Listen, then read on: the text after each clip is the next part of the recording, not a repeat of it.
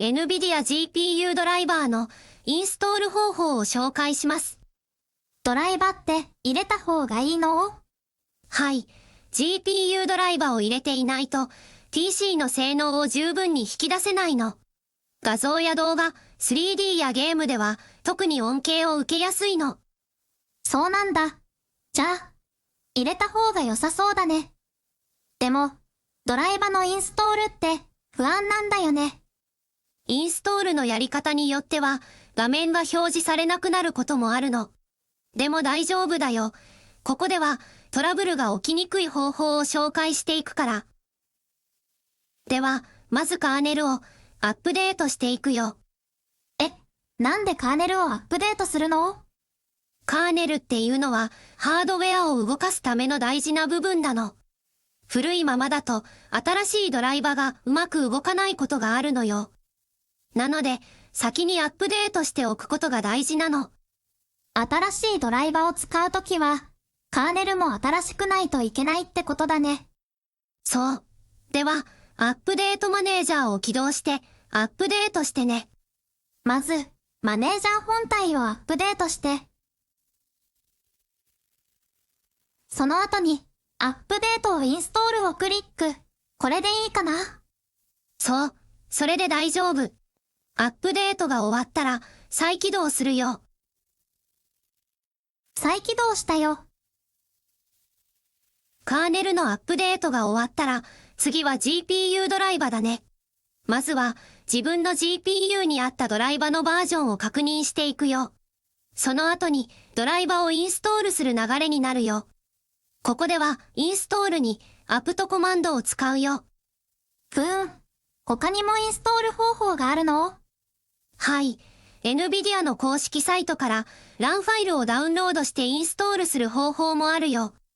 でもね、アプトの方が依存関係を自動で解決してくれるし、パージコマンドで後から綺麗に削除できるから便利なんだ。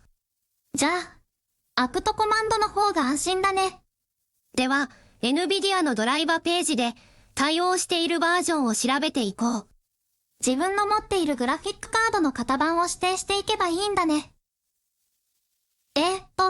まず、GForce。そして、RTX30 シリーズ。RTX3060。OS は、Linux、64ビットだね。これでいいかな？これで検索用のボタンを押すね。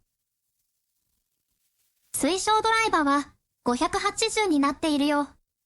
この場合は NVIDIA ドライバー580をインストールすることになるね。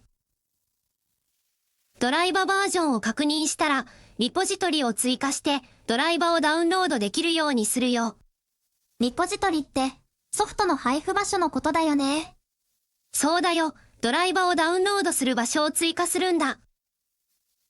少し長いけど、このコマンドを実行するよ。sudo, apt, repository, tpa, graphics, drivers, tpa。概要欄にはコピペ用のテキストがあるよ。リポジトリを追加したら GPU ドライバのインストールだよ。sudo apt アップデート。sudo apt インストール NVIDIA ドライバー580。オープンやサーバーがついたものもあるけど、通常版を選んでね。何か違うの？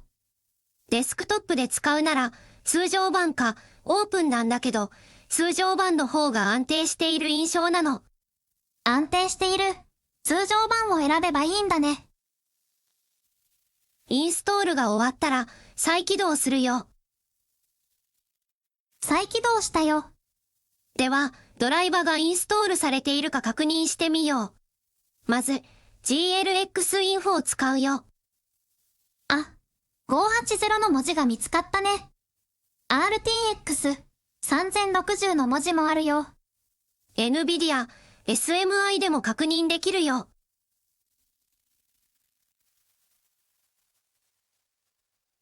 ちゃんとインストールされているのが確認できたね。ちょっと難しかったかもだけど、GPU ドライバーのインストールが完了したね。これでいろんな処理が快適に動くようになるよ。今回のポイントのまとめはこちらになります。最後まで見てくれてありがとう。お疲れ様でした。